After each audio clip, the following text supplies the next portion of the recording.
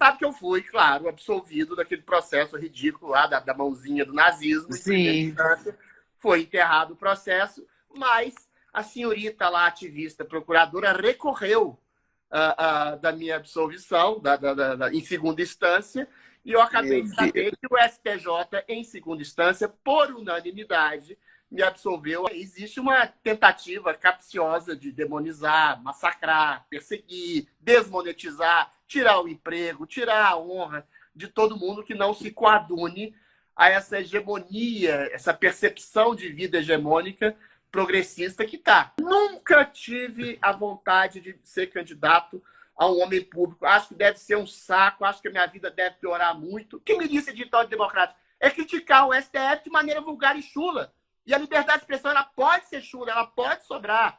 Então, assim, para mim é tudo um preconceito estético, mas não é só isso. Que bom que você veio aqui ao canal Leda Nagli assistir mais um vídeo. Aproveita, faz um comentário, dá um like, avisa seus amigos, compartilhe esse vídeo e fique à vontade para curtir. É um prazer esperar o Adrilles Jorge para conversar com ele. Ele que é um poeta, ele que é um mineiro, ele que é um comentarista da Jovem Pan, que no momento está fora do ar, porque está em campanha para deputado federal. Oi, Leda Nagli, até que enfim nos encontramos virtualmente. Nos encontramos, finalmente.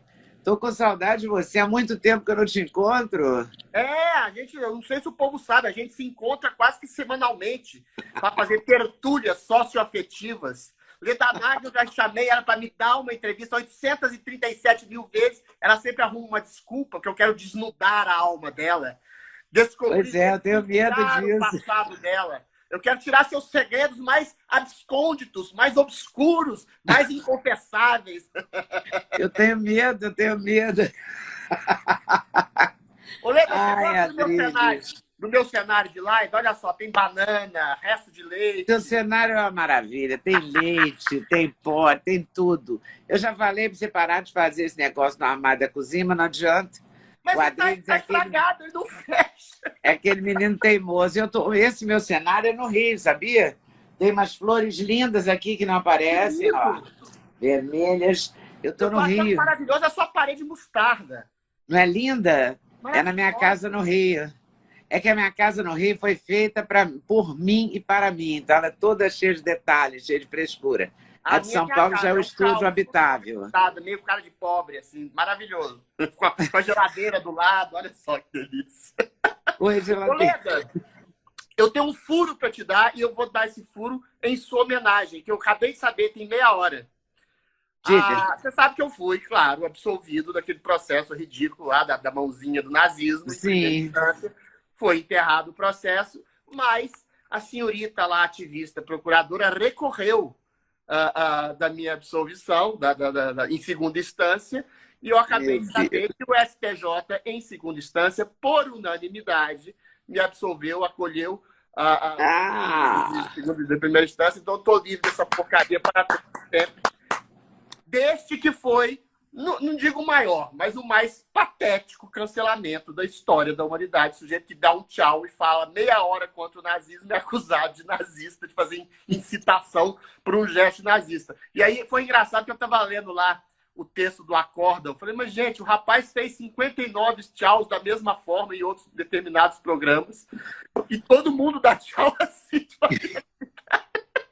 Quer dizer, não dá para entender. Ou dá, né? Existe uma tentativa capciosa de demonizar, massacrar, perseguir, desmonetizar, tirar o emprego, tirar a honra de todo mundo que não se coadune a essa hegemonia, essa percepção de vida hegemônica progressista que está eventualmente inoculada, não só, infelizmente, na grande mídia, né, que não investigou meu caso. A maioria dos grandes jornais, o Globo, o Estadão, Folha de São Paulo, foram lá e sentaram a pua em mim, e como se eu fosse um nazista, um nazifascista, e o judiciário, graças a Deus, ainda tem gente, de alguma forma, que faz jus ao nome da justiça e me absolveu. Quer dizer, nem foi uma acusação formal, né? Mas enterrou essa porcaria para todo sempre. Amém. O que eu fico chocada é porque você falou o programa inteiro contra isso.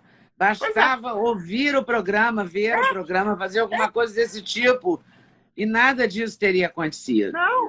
Uma coisa, Leda, é você ser cancelado por uma meia dúzia ou mais de malucos de internet, de hater, de rede social. Outra coisa é você ter uma grande mídia. Falaram mal de mim na TV Cultura, na Rede Globo, quer dizer, no Jornal Globo, na Folha de São Paulo, no UOL, etc. Que você coloca uma pessoa falando meia hora contra o nazismo, um discurso humanista, contra a possibilidade, que era a pauta do Monark, né? Inclusive de criação de um partido nazista em nome de uma liberdade que eu reputo irresponsável. Eu falei mal, inclusive, da percepção do Monark, com todo o respeito que eu tenho por ele, também, que não é nazista também. Mas, enfim, aí você dá um tchau, depois de meia hora de falar contra o nazismo, aí você vira um nazista. Aí não é só meia dúzia, não é só uma tuba de loucos de internet. É a grande mídia corroborando isso. Pô, aí eu percebi, quer dizer, já tinha percebido, já tinha falado sobre isso, já tinha intuído sobre isso, já tinha percebido isso, mas aí eu cheguei à conclusão de que existe algo de podre no reino da terra Brasília, dessa nossa aldeia Tupiniquim, que tá tudo virado de cabeça para baixo. Você não pode dar opinião sobre nada, você não pode falar sobre nada, você não pode se expressar sobre nada, senão aqueles que acham que a opinião sua que não se coaduna ao ideário pseudo-progressista que eles têm, vão tentar te cancelar como se você fosse a essência do mal. E quando você tenta cancelar alguém achando que você é o bem e o outro é a essência do mal, o mal, na verdade, é você, né? O que me assusta é a mídia e o judiciário, ou parte do judiciário, ter entrado nessa onda canceladora e, como você disse, completamente estapafúrdia. Bastava ver um programa que você fala meia hora contra o nazismo, você não é nazista, Cacilda. Pelo amor de Deus, velho. Enfim. Mas o que me incomoda muito é essa fúria, sabe, de eliminar o outro. Porque esse cancelamento não é só cancelar porque não vou seguir mais o fulano de tal. Eu tenho que tirar dele o emprego, a renda, a possibilidade de sobreviver, porque ele tem que morrer, já que ele não pensa igual a mim. Isso é de uma crueldade, de uma perversidade, não é? Absurda. Não, e ainda bem que alguns juízes pensam, mas também não são todos, né? Não, se eu tivesse dado azar de cair na mão de um idiopata, como parece ter sido o caso da procuradora que pegou meu caso, do Ministério Público, boa parte do Ministério Público, infelizmente, é ideologizado, eu estava ferrado. E é igual você falou, o ônus da prova é de quem acusa. Aí eu sou acusado de nazista, ou sei lá, de racista, fascista, qualquer coisa ista, e o ônus da prova tem que ser eu. Antes de mais nada, eu perco o emprego, eles vão exatamente naqueles que são os produtores do programa, os patrocinadores, o departamento de marketing, o departamento de marketing, que também, por sua vez, não quer só mais vender um produto, não quer só mais, sei lá, vender os produtos para a Jovem Pan, através da Jovem Pan, através da Folha do Estadão. Eles querem ideologizar o público consumidor, eles querem doutrinar o consumo, o próprio consumidor, porque eles são oriundos da Faculdade de Comunicação, como tentaram me doutrinar. Eu também eles querem doutrinar o público, através dessa doutrinação do público, e aí, como você bem disse, até na justiça você tem um princípio humanitário, de alguma forma dar algum tipo de cuidado humano para aquele que cometeu um erro, quer seja um estupro, um roubo, um latrocínio, um sequestro, não. Você, antes do julgamento, eles querem tirar seu emprego, querem tirar sua reputação, te deixar na lama. Pensa bem, se não houvesse, Leda, uma reação gigantesca, graças a Deus, de um certo público, sei lá por quê, porque gosta de mim, que eu fiquei 4 dias em trending topic no Twitter, volta a Drives, naquela época, eu poderia estar na sarjeta, na rua, sem emprego, sem nenhum tostão furado, porque eu sou o único pobre da história da Jovem Pan, e eventualmente com pecha de nazista. Você percebe o nível de crueldade, de monstruosidade dessa gente? Vocês não estão nem aí para as pessoas. Eles querem linchar. É uma espécie de reiteração daquele princípio inquisitorial que eles querem queimar bruxas, porque tem um gato, que acham que fazem uma oração sacrossanta para o diabo. Ou então, aquela sanha linchadora de querer... É uma fogueira, né? É uma fogueira. Da Revolução Francesa. Decapitar as pessoas em praça pública, o povo... É um negócio horroroso. Eu tenho até um projeto de lei anti-cancelamento, depois eu falo com você sobre isso. Vai ser ótimo. Que eu quero falar da sua candidatura. Quando é que você podia imaginar que você ia ser candidato? Desde sempre ou de agora? Nunca tive a vontade de ser candidato a um homem público. Acho que deve ser um saco, acho que a minha vida deve piorar muito. Continuo achando isso, que minha vida vai ser um inferno. Vão tentar me cancelar todo dia. Eu não vou me pertencer mais, não vou ter liberdade econômica que eu tinha, vou ter que ter um cuidado redobrado para tudo que eu faço, mas eu acho que compensa. Começou exatamente, epifanicamente, nesse caso. Eu falei, olha, tem uma coisa muito errada. Eu sempre tive vontade de fazer alguma coisa além de só falar, né? Eu acho maravilhosa a nossa profissão de jornalista. No meu caso também, eu sou escritor. De estabelecer uma comunicação com as pessoas para tentar alargar não só a nossa consciência, mas a consciência das pessoas através desse diálogo, para perceber quais são as demandas das pessoas, quais são os problemas afetivos, políticos, sociais, sexuais das pessoas. Aquilo que o Paulo Francis dizia, né? Meu emprego é o melhor do mundo. É fazer com que as pessoas saibam o que eu penso. É uma maravilha esse emprego. Mas a possibilidade de atuar em cima do que eu penso ser os problemas da sociedade, do Brasil, do mundo, sei lá, e possivelmente poder, ainda que de maneira utópica, né? Que a gente, no Congresso eu sou um entre 513, a maioria, uma alcateia de lobos lá, tentar poder fazer algo de efetivo somado à minha voz, ou seja, o parlamentar ele também fala, e ele deve falar, e poder, além de falar, tentar conseguir fazer alguma coisa, é uma utopia. Agora, é uma utopia de uma vida de merda, né? Porque a vida de deputado eu acho que deve ser muito ruim. Mas, enfim, vamos ver o que a gente pode fazer. Mas eu acho que mas é uma possibilidade de fazer efetivamente alguma coisa. Porque no rádio, na TV, nos jornais, a gente fala, escreve, defende ideias, mas não tem, na prática, uma chance de fazer alguma coisa. Eu tenho a impressão que mesmo sendo... Porque você não vai ser uma andorinha só, não faz verão, ok. Mas você não vai ser uma andorinha só. Não. Né? Você vai encontrar as outras andorinhas desse bando, né? E vai junto poder fazer alguma coisa de concreto. Eu sei, você sabe. Ou pelo menos não deixar eles fazerem é uma loucura. Também já é uma ideia. Eu recebi toda a sorte de conselho e a maioria dos conselhos, como você bem sabe, nas nossas festas secretas nababescas que a gente frequenta, a gente não pode dizer onde que é, eu recebi toda a sorte de conselho negativo. Olha, não vai, só tem gente ruim, é um ambiente viciado, é um negócio conspurcado. Mas se a gente perceber que é um ambiente conspurcado, que é um ambiente ruim, em que as piores pessoas vão lá em nome do poder, de dinheiro, de interesses narcísicos, ou seja, aquela corrupção do princípio de poder, né? Porque poder, para mim, é poder fazer algo em nome das pessoas. Como a própria palavra diz.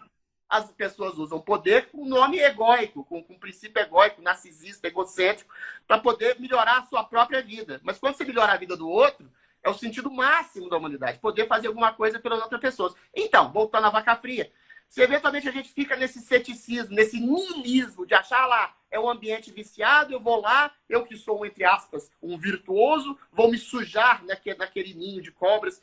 Não. Eu acho que se os bons, eventualmente, são afastados pelo medo de se conspurcarem no universo complicado, e realmente é um universo complicado, tem o caciquismo, tem interesses escusos, fisiológicos, corruptos, mas é muito simples. É só você não se corromper, ué. É só você pegar lá e manter sua integridade. E tentar, à medida do possível, na medida do máximo esforço possível, tentar melhorar aquele ambiente, encontrando outras pessoas boas que lá estiverem, porque não é 100% do Congresso que é sujo. É claro que não é. Você vai encontrar outras pessoas. Eu já falei até de pessoas que eu discordo aqui. O Kim Kataguiri, sei lá, o Vinícius Poit, o pessoal do Novo. Tem um pessoal bacana que não se coaduna exatamente ao que eu penso politicamente de uma maneira holística, mas é um pessoal com quem eu posso fazer um trabalho, a gente tem uma comunhão de ideias muito boa, para efetivamente tentar avançar pautas econômicas, de previdência, pautas trabalhistas, pautas que possam, e humanistas também, que possam melhorar a vida das pessoas. Então, assim, é uma utopia, mas é uma utopia, como dizia um grande sociólogo, não sei como é que é o nome dele, Fernando Henrique Cardoso, é uma utopia do possível. Na verdade, a gente passou... Você é muito novo perto de mim, mas a minha geração passou o tempo todo com certo nojinho, né? Ai, que nojo de política, ai, político, ui, entendeu? Mas tudo é política na vida. É claro. E o brasileiro está descobrindo um pouco isso também, né? E quem resgatou isso, não estou nem puxando a sardinha, né? Pro lado bom e lado mal. Foi o presidente Bolsonaro, né? Impressionante. Essa paixão política, essa efervescência dessa conscientização política veio através de um homem que é amado, adorado, por um lado, e odiado. Na mesma intensidade, né? Na mesma proporção. Né? É isso que é engraçado. Esse contraste que ele trouxe da persona pública dele, das basófias que ele fala, eventuais de atitudes que podem parecer preconceituosas ou vulgares, mas desse discurso humanista, libertário que ele fala, da possibilidade de um homem colocar comida no seu prato, de estudar seu filho, enfrentar a vida, ou mesmo uma pandemia, ou mesmo um vírus, em nome de abarcar um sentido de existência para você, inclusive, se sacrificar em nome da sua família, e o trabalho é o sentido máximo da dignidade do cidadão, né? Ou seja, esse contraste entre o homem que talvez não respeite a liturgia do cargo, que eu considero como a maioria das vezes a diplomacia hipócrita do cargo, esses salamaleques, né? Um homem que parece ser vulgar ou chulo aos olhos desses liberais limpinhos, inclusive dentro do espectro da direita, né? E ele suscita confusões de comunicação, de percepção. Às vezes parece um cara chulo, às vezes parece um cara humanista, às vezes parece as duas coisas juntas. E aí, por causa desse homem, se solta o maior bandido vivo da nação, o cara que fez o maior esquema de corrupção da história, condenado em 3 instâncias por uma dezena de juízes. E esse homem que fala algumas basófias é considerado um genocida, assassino, e o outro é um bandido real. É um homem que deve ser perdoado, porque, na verdade, é um humanista que vai acabar com o discurso de ódio e contra a ditadura. Ditadura qual, meu Deus, que o Bolsonaro disse? Então, assim, essa confusão semântica de significado, de gente falando em liberdade e democracia, de juiz falando em democracia e liberdade, prendendo as outras pessoas, criando tipificação a criminal que não existe, discurso de ódio. O que é? Você não posso indignar como um ministro? Eu posso falar fora Collor, fora Lula, fora Bolsonaro, mas não posso falar fora Alexandre de Moraes. Fora Temer. Eles passaram 2 anos falando fora Temer. Fake news. A gente que é velho, Leda Nagli. Eu também sou velho, já passei dos 40, sou velho. A gente depois dos 40 só é novo para morrer. Morreu com 40 anos. Porra, fake news vem desde Sócrates. Discurso do que é verdade, o que é opinião, o que é mentira. A democracia é isso, a democracia é tagarela, a democracia é você perceber, investigar, ir atrás do que é verdade, do que é mentira. Agora vem um juiz e fala, não, isso aqui é verdade, eu sou o ministro da verdade, se você se coloca contra isso, aqui é mentira, você vai preso. Você é antidemocrático, é o povo na rua, aos 4 milhões de pessoas no 7 de setembro, clamando por liberdade, personificadas no ideal que eles têm, certos ou errados, do Bolsonaro. Aí o cara não pode usar porque as pessoas falando sobre liberdade seria um comício. Mas se for um comício, então é da lei eleitoral. Ou seja, existe uma esquizofrenia, não só latente, como patente no judiciário, na mídia brasileira, na classe política, que foi suscitada pela presença do Bolsonaro, que conseguiu fazer com que as pessoas tenham uma consciência política que a gente nunca tinha antes. Nunca tinha tido. E crescer dói. É igual um adolescente, birrento, maluco, cheio de espinha, cheio de hormônio, que não sabe exatamente o que quer, mas se rebela contra os pais. Ou seja, o Brasil está amadurecendo e está adolescendo. E adolescer significa crescer por causa dessa polarização política. No que vai dar a curto prazo, eu não sei. Mas eu acho que a médio e longo prazo a gente pode ter um amadurecimento exatamente porque o brasileiro tem esse processo de conscientização política que eu acho que, em grande medida, é benéfico a médio e longo prazo. Agora está um caos. Eu acho que só pode ser bom porque, na verdade, um homem, né, que ninguém esperava nem que fosse eleito, desperta um país inteiro para uma questão. Todo mundo está discutindo isso hoje. Todo mundo. A gente que sai na rua, eu já vi, já peguei o mesmo táxi que o Adrilles e vi o taxista ficar encantado e pedir para tirar uma foto. Eu vejo você nas imagens, as pessoas falando com você, tiazinha do Zap, gente que você nunca podia imaginar que ia se ligar no que você diz, no que você pensa. Não é? É muito interessante isso. E hoje eu vivi uma situação engraçada. Eu fui almoçar num restaurante e eu vi que tinha um garçom negro com aquele cabelo bem de trancinha, sabe assim? Muito volumoso, assim. Dread, que faz um... dread. Dread, mas era muito dread. E ele me olhava, ele ria e tal para mim, e eu ria para ele, ele não era o garçom da minha mesa. Aí uma hora eu fui ao banheiro, ele foi atrás correndo e falou, faz uma foto comigo, mas tem que ser escondido. Eu falei, tudo bem, tem que ser escondido do patrão dele, porque ele não podia ter pedido a foto, entendeu? E era a última pessoa daquele lugar que eu achei que ia pedir uma foto comigo, entendeu? Porque eu achei que ele tinha todo o estereótipo de não gostar de mim. Maravilhoso. É porque a E foi política maravilhoso. Então, né? você se surpreende o tempo todo. É muito legal. É muito legal essa efervescência, aquele povo todo na rua, de verde e amarelo, e neguinho dizendo não. Ih, não pode falar essa palavra. Que em Minas Gerais a gente fala muito isso, né? É, a gente é mineiro. Neguinho acha isso, neguinho acha aquilo, mas não pode mais falar. Né? É. Neguinho não, tem que ser. O Caetano falou, é maravilhoso, a gente pode falar no Brasil neguinho de uma maneira gentil, afetiva, carinhosa. Mas quando o Piquet, que eventualmente é identificado com um bolsonarista, fala neguinho, é o racismo estrutural. Pois é, eu tenho medo, não posso mais falar. Correto da linguagem, e o pior é que eu tenho esse hábito, sabe? É uma palavra incorporada ao meu vocabulário. Eu falo muito isso. É muito carioca. Que controlar. Neguinho fala, carioca fala o tempo inteiro, e em Minas Gerais também. Pois é, eu sou mineroca, né? Eu tenho 40 anos de Rio só, então eu incorporei isso, né? É, mais ou menos, mineiro de Juiz de Fora. Olha aqui, a Raquel Jardim, uma escritora lá de Juiz de Fora, que eu adoro, dizia assim: não se é mineiro impunemente, nem se recupera nunca de se ter sido. Então tá tudo certo para mim. Mineridade está entranhada nos nossos olhos. É claro, eu nunca vou deixar de ser, você nunca vai deixar de ser. A gente vai assimilando outras informações, vai somando.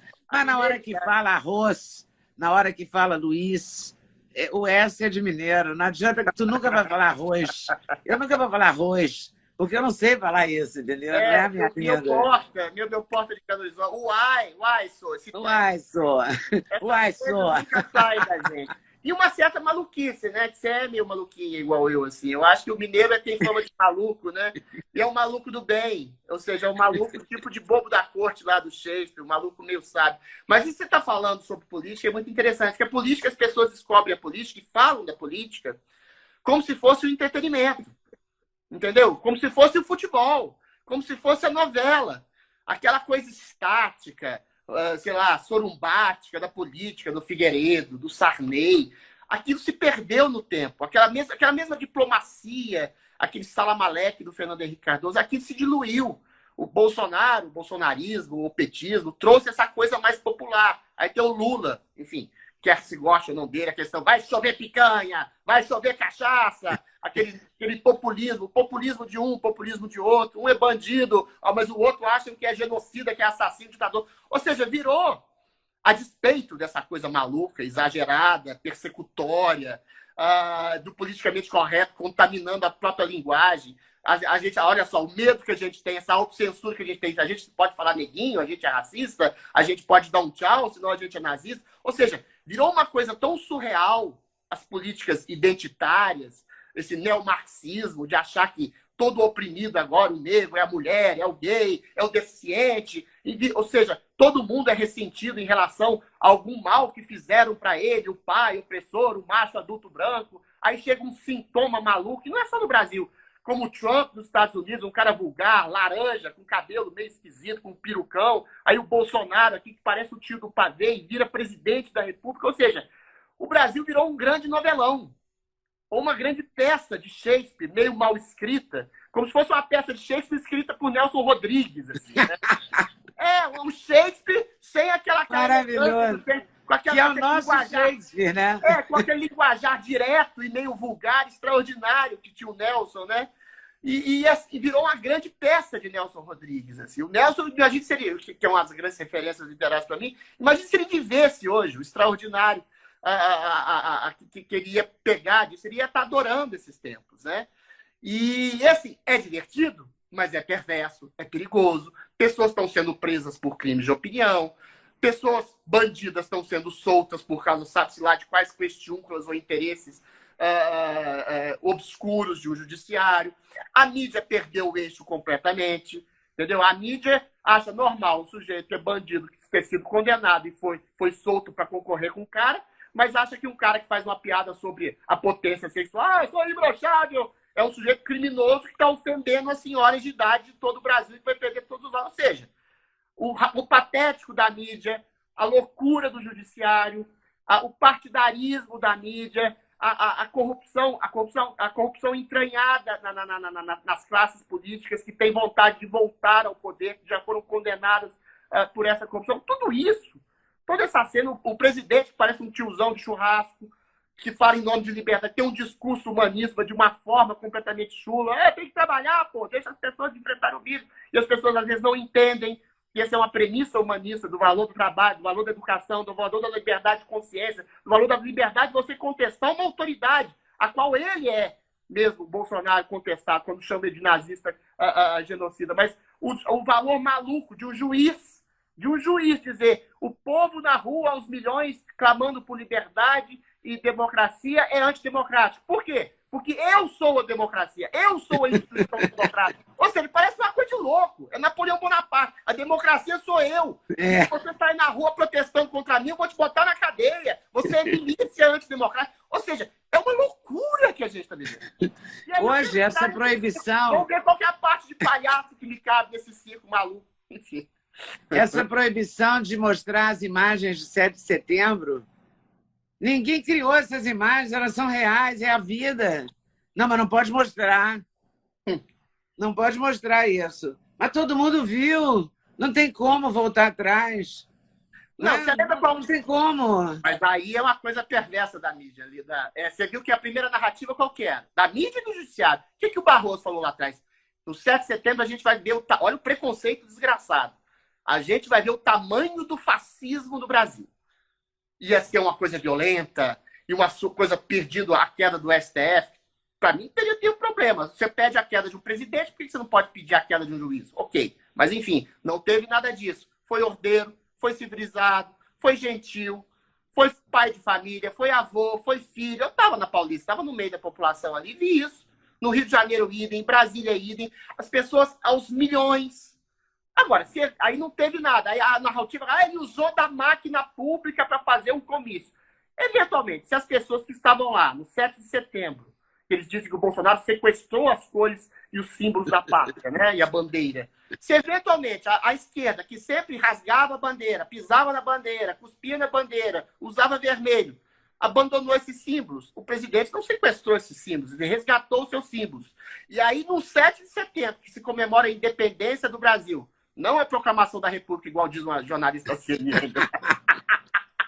Se eventualmente esse ideal de liberdade que foi colocado, sobretudo nesse tempo de isolamento social que a gente vive, foi colocado no discurso do presidente, e aí vira uma coisa mítica, né? Uma nova proclamação de independência contra o establishment, que não quer deixar a gente trabalhar, pensar, que quer nos prender por crime de opinião, e aí personifica-se essa causa de liberdade no presidente Bolsonaro. Aí vai toda uma multidão que o apoia celebrar o 7 de setembro e dar voz a esse clamor por liberdade que eles acham, que essa multidão acha, que está incorporada no presidente e no governo Bolsonaro. Aí você vai proibir o presidente de usar as imagens da população clamando por liberdade e gritando, sei lá, pela sua própria reeleição, sendo que o próprio Barroso falou, se for uma coisa de campanha, tudo bem. Se for uma coisa violenta, ela não foi violenta. Foi uma coisa de campanha? Foi uma campanha em nome da liberdade, em nome de uma nova independência, você pode discordar ou não dessa narrativa, e foi uma coisa em nome também do Bolsonaro, que ele que chamou essas pessoas para as ruas, e elas vieram. E se foi um comício, eventualmente, se transformou num comício, a gente está num período eleitoral, Cacilda.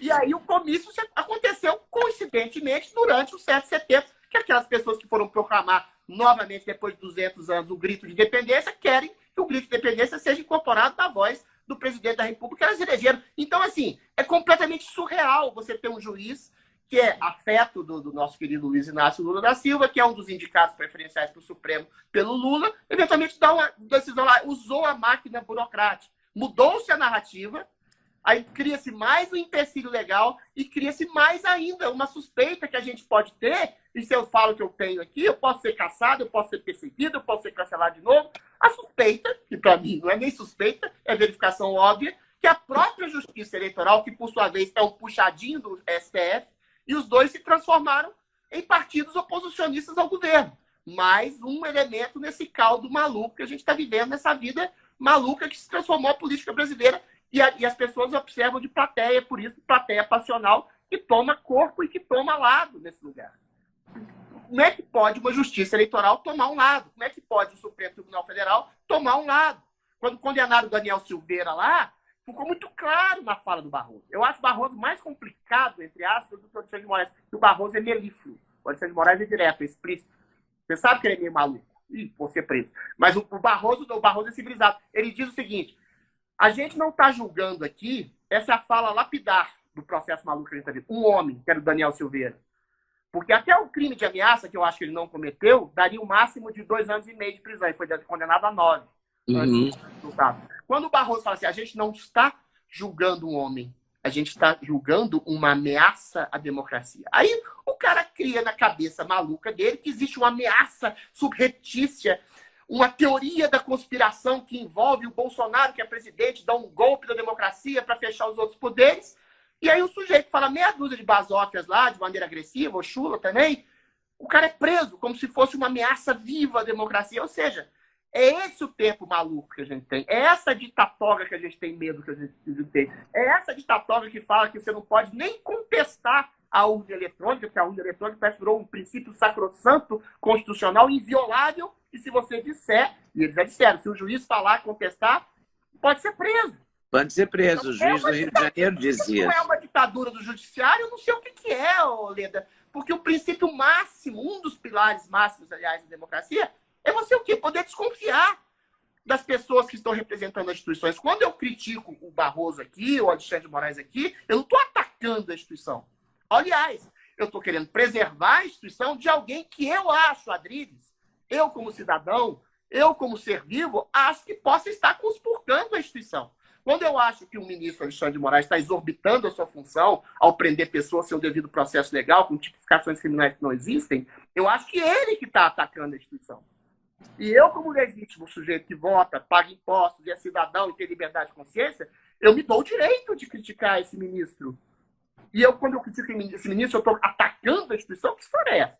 Então é completamente louco o que a gente está vivendo. Não é por acaso... Mas isso está louco desde sempre, porque na posse do presidente Bolsonaro, a ministra Rosa Weber, que assumiu hoje o STF, deu a ele uma Constituição. Eu achei aquilo muito agressivo. Aprende aí, aprende. Eu achei profundamente agressivo. E ele todo pipão, não estava nem aí. Ele não estava nem aí, porque ele já sabia. É óbvio que ele sabia que ia cumprir a Constituição. E essa coisa de dizer que o povo na rua pede o fim do STF ou fechamento de não sei do quê, o povo pede um monte de coisa. Eu me lembro em 2013, quando fizeram aquela manifestação que era pelos 20 centavos, que não era pelos 20 centavos, tinha um sujeito, eu gosto muito de futebol, muito. Então, eu me lembro de um cara com cartaz dizendo quero o Jô titular, porque era um ano da Copa, ele queria o Jô, que estava jogando no Atlético na época, titular da seleção, e ele levou um cartaz para a passeata, querendo o Jô, quer dizer, cada um quer uma coisa. O fato de ter uma meia dúzia lá que quer que feche isso, feche aquilo, não muda em nada, ou não altera o contexto, né? E hoje eu vi a ministra Rosa Weber, eu vi pouco, mas eu vi um pedaço do discurso dela, em que ela diz, fala de novo em defesa da democracia, a ministra Carmen fala em defesa da democracia. Quem é que está atacando a democracia, pelo amor de Deus? Porque eu também quero ser contra essa pessoa que está atacando a democracia. Não, eu só quero saber quem é, porque eu não estou entendendo. Eu falo isso, as pessoas não acreditam. Sabe o que eu acho que é? Um preconceito estético. É simplesmente um preconceito estético. Porque um político tradicional não pode ser igual o Bolsonaro. Não pode falar palavrão, não pode fazer piada vulgar e ruim, entendeu? Não pode ser politicamente incorreto, sendo que o Lula já foi. Agora, o Lula é politicamente incorreto o tempo todo. Ele nunca foi politicamente correto. Os viados de Pelotas, o grelo duro, vai por aí. Mas ele pode por quê? Porque dentro desse preconceito estético que eles têm, um cara que veio de Pau de Arara, de Pernambuco, que veio da pobreza, que veio do Brasil, que veio... Tem que ser perdoado. Que passou fome, que fez um partido de operários, e que eventualmente se transformou num líder popular de massas, esse é ungido por Deus. Agora, o que as pessoas percebem, ou o que as pessoas não percebem, é a complexidade da vida. Um cara que passou fome, que veio de pau de arara de Pernambuco, que o pai abandonou, que cuidou da mãe, que virou um herói nacional, que fez um partido de operários popular, que virou um líder de massas, pode se corromper. E foi o que aconteceu. Ele se corrompeu. Esse é o lado complexo da vida. Esse cara fez o maior esquema de corrupção da história. Esse cara ganhou propina em nome dessa corrupção. Ganhou um sítio, ganhou um apartamento, deu salário para o irmão, tudo isso com dinheiro do povo. A questão, ele foi corruptor e corrompeu. Esse cara que era um herói mítico se corrompeu. Da mesma forma, o Bolsonaro, que é um sujeito que às vezes fala bem da ditadura do Pinochet, só que o Lula financiou ditaduras de maneira concreta. O Bolsonaro nunca teve um ato ditatorial, nunca foi atrás de pessoas por causa do seu credo, da sua cor, da sua opinião, de nada. Sempre fez um discurso libertário. Aí dá bug na cabeça das pessoas. Esse sujeito que as pessoas consideram, essas autoridades limpinhas, consideram um sujeito chulo, vulgar, ditatorial, sempre falou em nome da liberdade, sempre falou em nome da democracia, sempre falou em nome das 4 linhas da Constituição. Então, porque ele tem uma maneira mais agressiva, ou porque um ou outro seguidor dele tem uma maneira mais agressiva, ou, como você bem disse, uma meia dúzia de malucos, e meia dúzia de malucos existe em qualquer agremiação política de apoio, pedindo fim do STF, queda da Bastilha, queda do Congresso Nacional. Tem qual que tem no PT, tem no PCdoB. O PCdoB não quer, acha que a democracia é um instrumento burguês de dominação capitalista. Vai acabar com o PCdoB em nome da ameaça à democracia? Não, com o Bolsonaro. Tem meia dúzia de lunáticos lá que segue ele, como tem meia dúzia de lunáticos que segue qualquer outras pessoas. Aí você pega, você pinça exatamente uma exceção de exceção de exceção e fala, olha só, existe uma milícia armada, existe uma milícia armada. Você pega a menininha lá, doidinha, como é que ela chama? Até gosta, a Sarah Winter, jogando rojão no céu, a ameaça terrorista. Aí prende a menina, um negócio maluco. Você pega o Roberto Jefferson, que é um maluco do bem, que eu gosto dele, é o dono do meu partido, inclusive. O cara que pegou a arma de brinquedo, vou expulsar Satanás da igreja. Aí prende o cara, fala que o cara está fazendo milícia digital antidemocrática. O que é milícia digital antidemocrática? É criticar o STF de maneira vulgar e chula. E a liberdade de expressão, ela pode ser chula, ela pode sobrar. Então, assim, para mim, é tudo um preconceito estético. Mas não é só isso. É um preconceito estético vinculado a uma visão ideológica de mundo. Visão ideológica que eu falo progressista de esquerda identitária, de linguagem cultural, que domina não só a grande mídia, mas como domina também o judiciário, cuja maioria foi formada nas épocas do governo lulopetista. E mais, o mais grave. Aí é claro que a gente não pode ser ingênuo de achar que simplesmente liberaram o Lula por uma questão jurídica lá de comarca. Devia ser em Curitiba, mas devia ser em Brasília, apenas por uma questão ideológica. O Lula promoveu, sim, a paz da República, mas promoveu essa paz da República através do quê?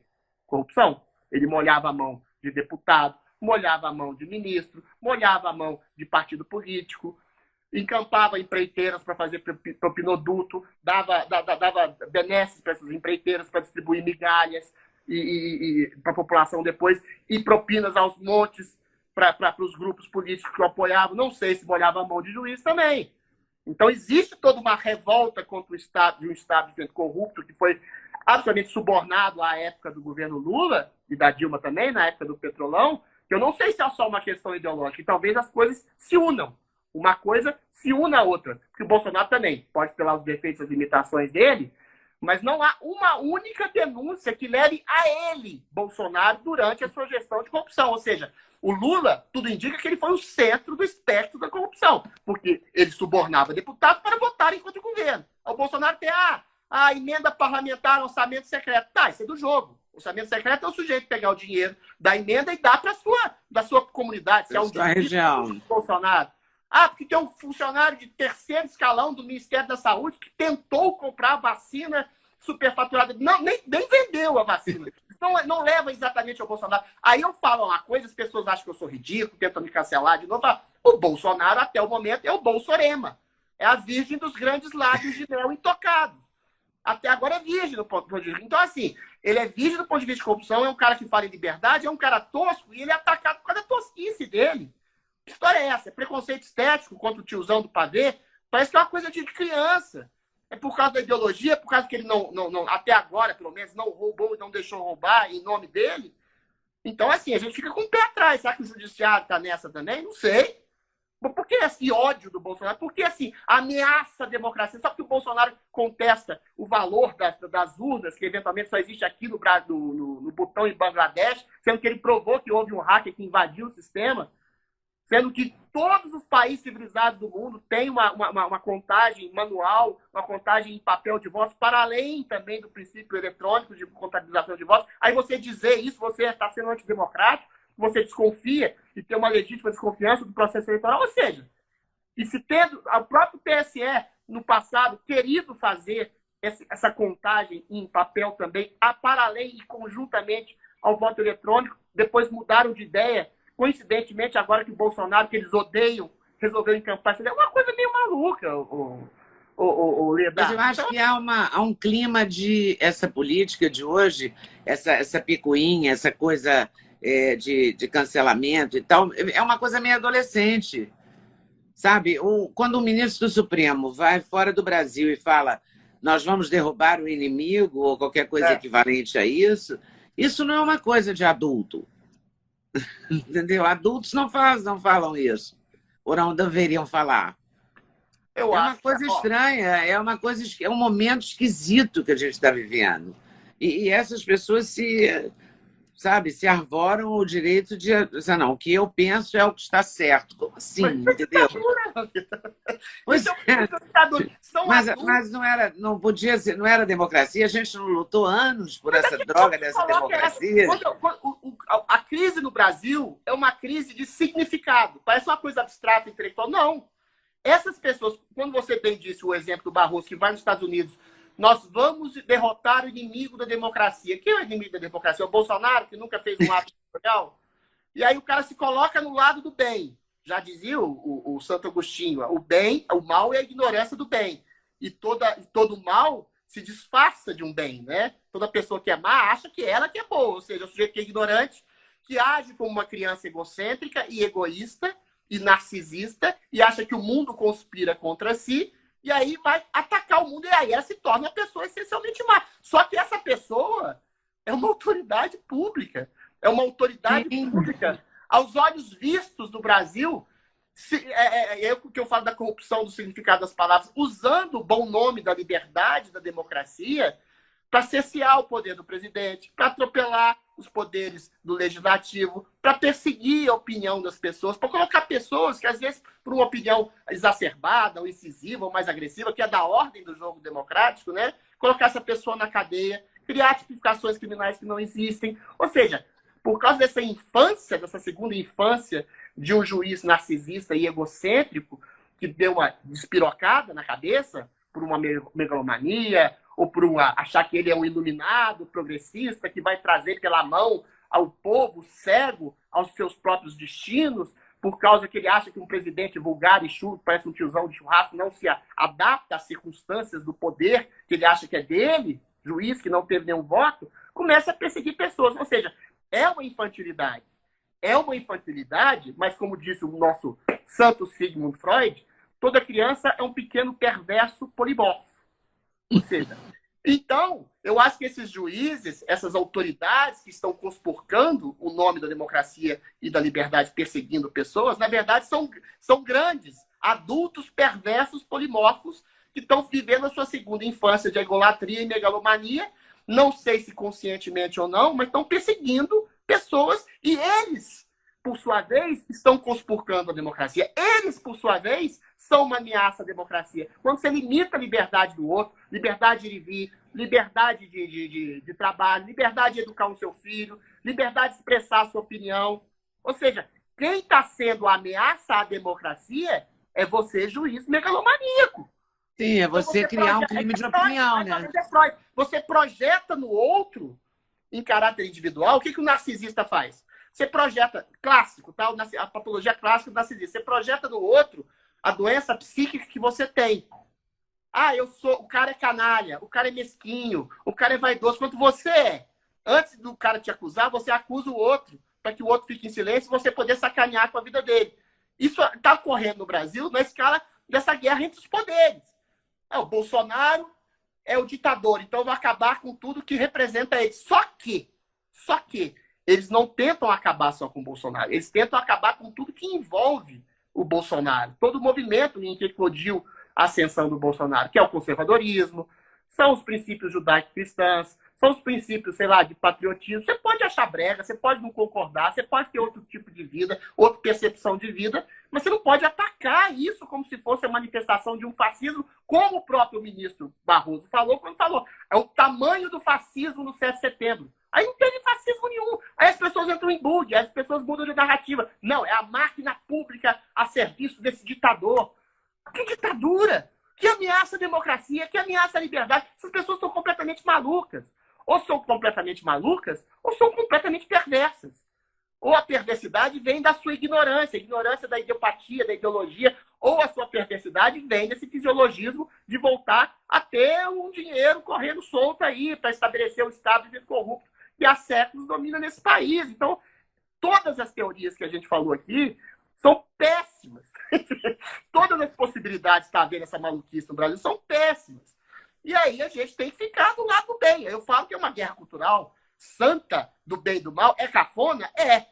Mas se existe um cara que percebe as limitações, que existe um cara que está levando cacetada, pedrada, xingamento, chamado de genocida, nazista, e do outro lado você não pode falar, você vai preso, você vai cerceado, você vai censurado numa rede social, como eu fiquei em Shadowban durante 200 anos, porque você fala que uma criança, uma menina, um adolescente que tem no ventre uma menina de 7 meses e faz um aborto, está assassinado. Não pode. Falar contra aborto não pode, senão você é um fascista, você é censurado. Numa rede social, como eu tive 3 vídeos agora tirados do TikTok, que eu falei que o Lula era um ex-presidiário. Você não pode falar isso, que o Lula é um ex-presidiário, sendo que é uma verdade, mas a verdade dói aos ouvidos ultrassensíveis do idiopata que comanda uma rede social. E a rede social era para promover a liberdade. Mas uma vez que essa liberdade fere os ouvidos e os olhos ultrassensíveis dos CEOs das redes sociais, agora a sua liberdade virou ameaça à democracia. Ou seja, é uma maluquice o que a gente está vivendo. Eu acho que a gente está vivendo uma grande maluquice mesmo. É uma maluquice. Eu acho que é uma maluquice com um princípio ditatorial, de limites à liberdade. E eu tenho uma teoria, Leda, que começou exatamente na pandemia, que funcionou. Quando eles conseguiram arrumar um jeito de dizer que a sua liberdade põe a vida do outro em risco. Ou seja, você não tem mais, na época do isolamento social, o direito de ir na rua. Você não tem mais o direito de tocar em alguém. Você não tem mais o direito de trabalhar. Se você faz isso, você está pondo o outro em liberdade. Então, a loucura, acho que começou assim. Quando a gente começou a achar que qualquer tipo de risco é temerário. Não para você, mas para o outro.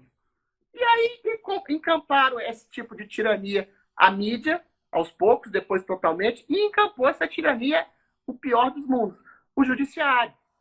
E aí, em nome de uma liberdade com responsabilidade, essa responsabilidade é sinônimo de todo tipo de arbitrariedade. E a gente sabe, historicamente, absolutamente toda ditadura começa assim. Você vai sacrificar um pouco a sua liberdade em nome de segurança. Essa segurança nunca vem e a liberdade vai para a cucuia. Toda ditadura começa assim. No Brasil está começando assim. Não sei se eles vão deixar, não sei para onde que a gente vai ir. Se Deus quiser que seja para um caminho menos tenebroso que essa liberdade cerceada iluminista proposta pelos iluministas. Eu espero em Deus que a gente não vá para o caminho da ditadura. Até porque eu já vivi uma ditadura nessa encarnação e não gostaria de viver a segunda. Ainda acho que eu não mereço 2 ditaduras numa encarnação só. Me diz uma coisa, Adriles, mudando de Brasil e falando de Brasil ainda, no primeiro dia que você saiu da Jovem Pan para a campanha, você sentiu o quê? Você acordou de manhã e falou, não tem Jovem Pan hoje. Eu não vou brigar no Morning Show. Eu não vou pedir para falar no Morning Show. Porque eu decidi... Nossa, eu decidi na última hora, porque eu sou angustiado, eu sou um sujeito atormentado. Eu sou atormentado até hoje por essa decisão que eu tomei. Você fez a pergunta crucial que todo mundo deveria me fazer. Eu me senti uma merda. Porque eu falei, eu posso ter feito a pior opção, a pior opção de vida que eu fiz no mundo. Primeiro que eu senti uma abstinência total, parecia um alcoólatra. Eu falo igual papagaio de rendezvous, gosto que as pessoas ouçam eu falando, falo sobre tudo, falo sobre sexo, sobre política, sobre psicologia, sobre comportamento. E na Jovem Pan eu estava no paraíso. Eu poderia falar sobre tudo isso e as pessoas me verem, reverberarem o que eu falo e darem um contraponto ao que eu falo. E as pessoas tinham muito carinho, graças a Deus, pelo menos as que chegavam até mim, né? Em relação ao que eu falava.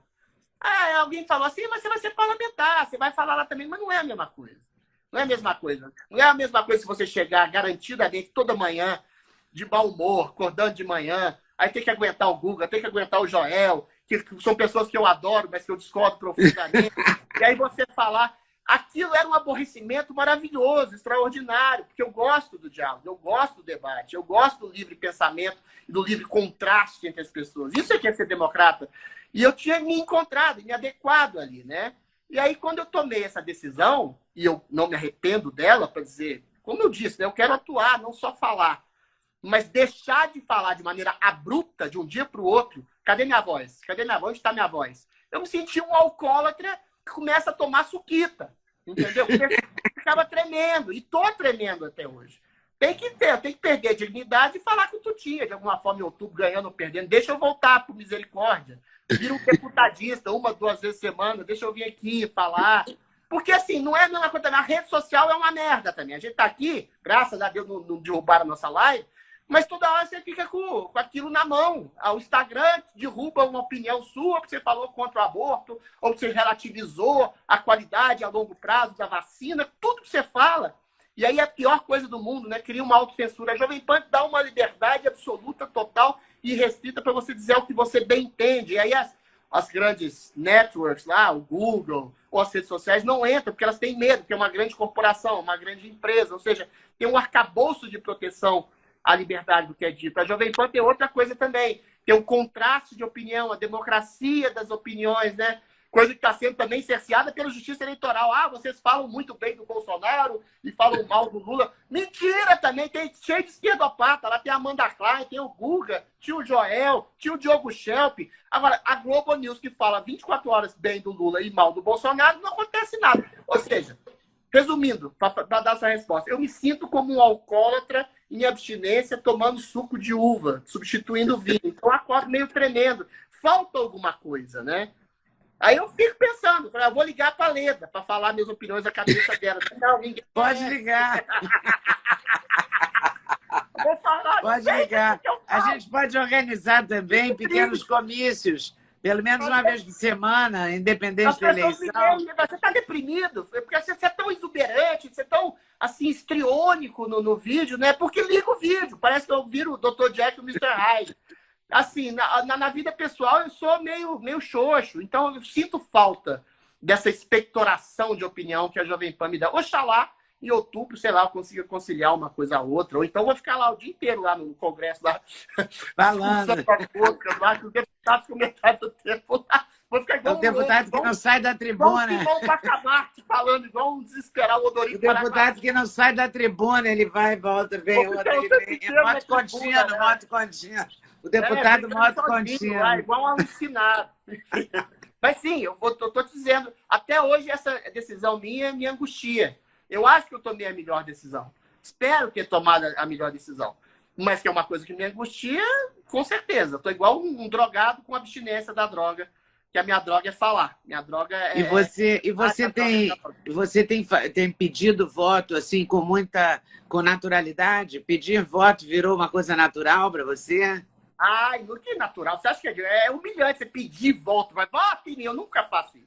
Eu falo, vou tentar fazer algo de melhoria. Se o sujeito der espaço, eu falo da minha plataforma de liberdade em todos os níveis, liberdade para a força policial, liberdade para você educar seu filho, sem ideologizarem seu filho, ou sem terem uma ditadura sanitária, liberdade do empreendedor empreender sem pagar 3 vezes o custo de um empregado de uma padaria para o Estado. Ou seja, eu falo isso. Eu acho que eu tento pedir esse voto através do convencimento, através daquilo que eu acho que eu sei fazer relativamente bem, que é conversar, que é falar, que é dar minha opinião, que é dar a possibilidade agora de solução para os problemas que eu diagnosticava ali na Jovem Pan. Eu ainda tenho esse adendo, agora eu posso e devo dar uma solução. Ou seja, incrementei algo no debate agora, de maneira muito objetiva. Então eu converso com as pessoas.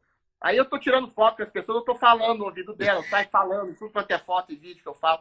Então é assim, o meu modo de pedir voto é pela conversa, pelo afeto verbal, pelo tipo de convencimento. Ontem, por exemplo, eu estava lá com um sujeito que pesava 190 quilos, maravilhoso, simpático, todo de vermelho. Eu vou votar no Lula. Você pode falar que é ladrão, mas eu vou votar em você também, que eu te acho legal e bacana. Então, isso ganha. Isso me ganha, entendeu? Ah, você está equivocado, mas eu aceito seu voto, pelo menos 50% certo, intuitivamente você vai estar. Eu consigo conversar com o contra. Por isso que eu acho tão triste, tão mesquinho esse negócio de cancelamento. Eu converso com todo mundo.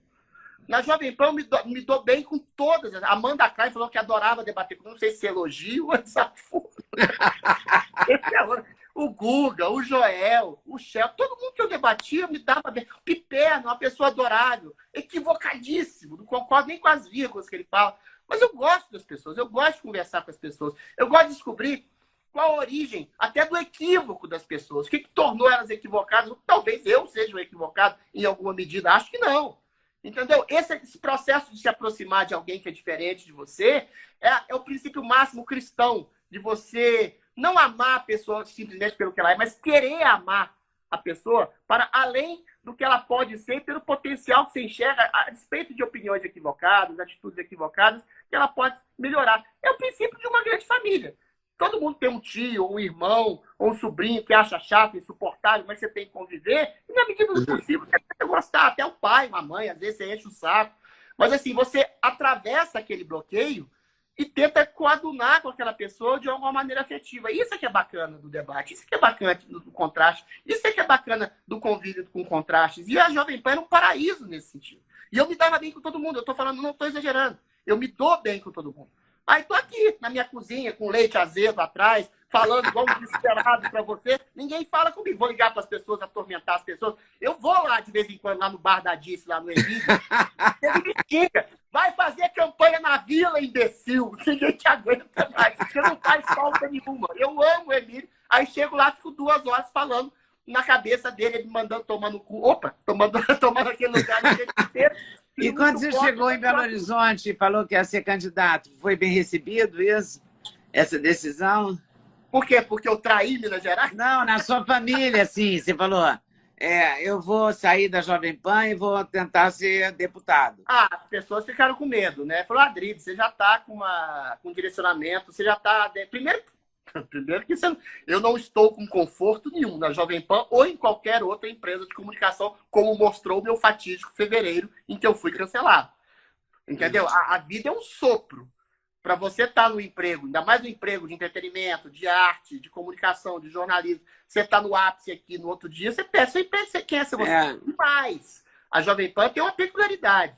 A Jovem Pan, pelo mérito que ela tem de ser uma empresa democrática que fala, que dá voz a bolsonaristas, a centristas, a direitistas, a esquerdistas, a tudo isso, você não arruma emprego fácil em outra empresa de comunicação. Isso é uma coisa. A Globo, você acha que a Globo vai me querer? Você acha que a Record vai me querer? Você acha que a Rede TV tem espaço lá para o Lacombe, para o Silvio Navarro, para mais meia pessoa? Não sei se eles iam me querer. Então é muito difícil, é muito temerário você sair da Jovem Pan. Você fica com tatuagem na testa. Você, aquela emissora ali que dá espaço para gente que fala bem do governo. Então, assim, você vira um câncer na história da mídia contemporânea. Então, tem isso. Então, eu posso sair da Jovem Pan, que tinha Luiz com a minha cara mais um dia, e, eventualmente, eu sair, vou catar coquinho e vou comer de marmita na casa da Leda Nagel. Tem a questão Pode vir. Se tiver, é nosso. Essa segurança econômica também. Mandato, do ponto de vista pessoal, individual, também você tem um mandato como deputado. Se eu vencer, né? Se eu não vencer, eu volto a ficar na angústia totalmente. Então tem isso também. Então as pessoas ficaram temerosas. Não, você já tem uma voz, você já tem uma reverberação, você tem um emprego, você tem um histórico, mas a vida é assim. A gente tem que... A história da gente é feita de desafios. Esse é um dos grandes desafios da minha vida aí. Eu estou dando a cara a tapa para o que acontecer. Mas aqui eu já venci também. Eu tenho a sua amizade, a amizade que eu falei do Lacombe, a amizade de pessoas extraordinárias que eu achei em São Paulo, entendeu? Da Tereza Mainardi. Tem pessoas, as dezenas que eu conheci aqui em São Paulo, que me acolheram muito bem, sabem da minha angústia, sabem das minhas idiosincrasias. Se tudo der errado na minha vida, eu vou morar com a Leda Nagel. Tá bom. No quarto da Zoe. Porque tem um quarto lá em casa que, teoricamente, é do Duda, mas a Zoe cresceu, já disse que é dela, então você vai ficar no quarto da Zoe. Eu fico debaixo da cama. Você chama aquela cama de... tem 2 camas no quarto, tá garantido, tá garantido. Fico lá de hóspede, indeterminado. Tá garantido. Adriles, adorei, muito obrigada.